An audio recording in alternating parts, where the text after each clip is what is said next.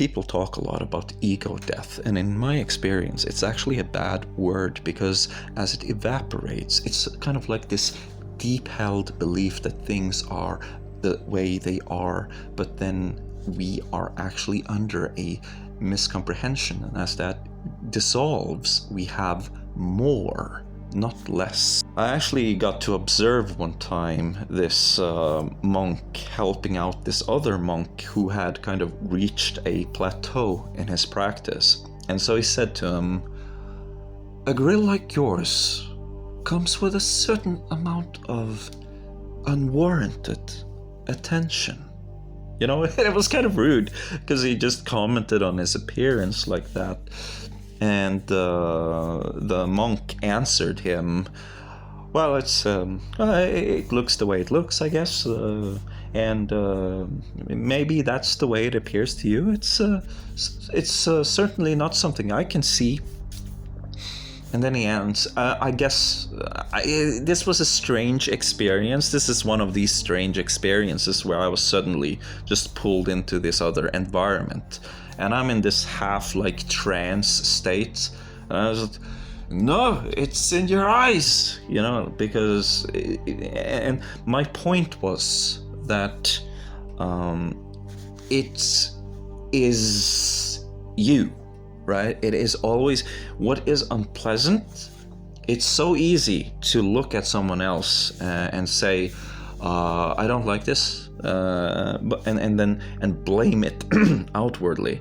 But the experience of this thing within us that evaporates, and then we have more power. We got more control, and we can actually make changes. To make such a great change, you need a lot of focus just to stabilize and act and to keep it. So Gateway experience is a great way to start training your focus, and it has a preparative process that will stay, you know, it's kind of like the basics, and it's something you really need to excel at to reach the higher levels of focus that comes with wave. You're already at wave 2, where you're going to try to get a focus 12, which is much higher than focus 10. And so the preparative process, it's very important. Get good at visualizing that box, you know, that energy conversion box. That's super important, that you kind of make a ritual, that you lay your thoughts aside for a while, and then of course even deeper you can go towards almost sleep, but you keep yourself awake by humming the resonance, you know, and then of course Reball, resonant energy balloon, very, very closely related to illusory body, very important visualization. And you know, as you get good at getting that focus 10, you of course wanna anchor that with a visual cue.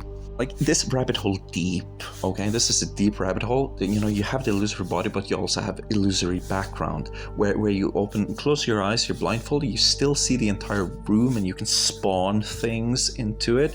And then all of a sudden, X-ray vision, right? You start seeing X-ray vision. What's that? Well, but anyways, let's talk about wave 1, track 5. We got to start somewhere. Now this is a very important track. This is exploration of sleep, and here this is very important that you embrace your dreams, you embrace your fantasies, you embrace your visualization, your written work, if you make something creative writing wise, and the variations, you know, the floats of consciousness throughout the body. It's very, very important that you do this, because as I told you, this rabbit hole goes deep, but you can catch a glimpse, and exploration of sleep is very, very ideal for catching those glimpses. Because of this is something you can do every night if you want to, and the reason you can do it is because the end of this tape fades into sleep. You know, it doesn't have a reawakening process, which I'm going to talk to you about later, and it's meant for you to just fall asleep with the headphones on, or have a experience in kind of like the in-between awake and asleep state, and then take off your headphones and then go back to sleep. So it's something you can do every night. It's made for that. It's some rattling noise that speeds up, that is heard from about 12 minutes in. Be sure to use that use those visual cues to trigger stuff within you and build a good connection. It's kind of custom made, and you got to be smart about it. And then There's a guided training in astral projecting of skillfully leaving the body by rolling out like a log in water and then floating to, be on your feet, basically. And here I've made some drawings so that you can see exactly how I visualize it. And make sure that you don't kind of accidentally roll out of bed.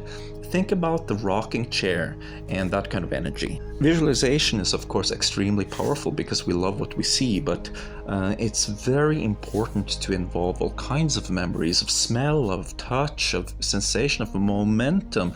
That is something that can aid you in astral projecting and to make yourself very pleasant when you control it.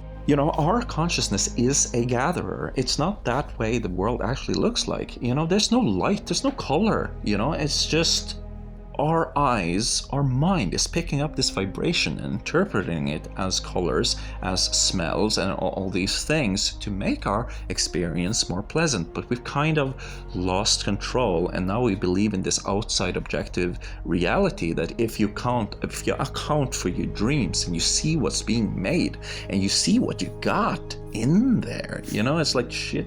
There might be an outside objective reality, but it certainly doesn't have to be, because I can make worlds with my own mind because I'm a gatherer. But where did it come from? And that's the kind of thing you start to experience once you go deeper and deeper into this. You go beyond the gathering and into the void where these phenomena spontaneously burst into existence. It's the most incredible thing. You have to research this. As you kind of learn to rest in the void and not falling asleep and kind of being asleep but not asleep, these weird things appear. What are these things? Is everything fake? Is everything just something I constructed? And to a certain extent it is. And then you might ask, can I construct more? Can I make my own world? Can I make my own body? But anyways, I was going to talk to you about the restoration process when you return, the one that's not part of the exploring sleep gateway experience. Because we have wakefulness induction, okay? And that's to not, sometimes I do 40 minutes of gateway experience and the day is wrecked because I'm sleepy. Now I'm in that meditational, I want to rest, I want to get into that meditational in between awake and asleep state. So there's this wakefulness induction that you have to become good at. Basically, it's a skill. In all of these things that you're being presented with is skill. And as to, just be aware of that process, what he's asking you, what he's commanding you to do, conscious, physical, waking state, that it comes back on, and then best mental, physical, and spiritual, energy and illumination increasing, because of the awareness of the body and the position of where you're located increasing, moral force increases, you got good morale, you're ready to go out and hustle if that's what you need to do. Circulation, healing increases. That's also something that increases, this illuminescence.